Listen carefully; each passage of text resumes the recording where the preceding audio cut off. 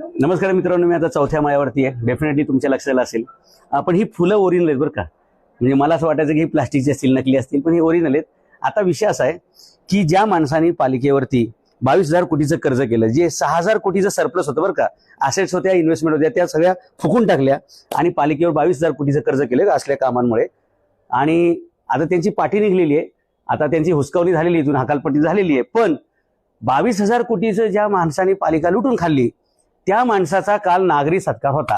आता मला सांगा, या शहरातला असा कोण नागरिक असेल बरं की यांचा सत्कार करेल? सगळ्या शहराचं वाटोळं झालं. इथले खड्डे, इथले रस्ते, इथलं ट्रॅफिक, इथलं पाण्याचे प्रश्न, इथलं वायू प्रदूषणाचे प्रश्न, असे सगळे बघितले तर भ्रष्टाचाराचा भस्मासूर या ठिकाणी झाला.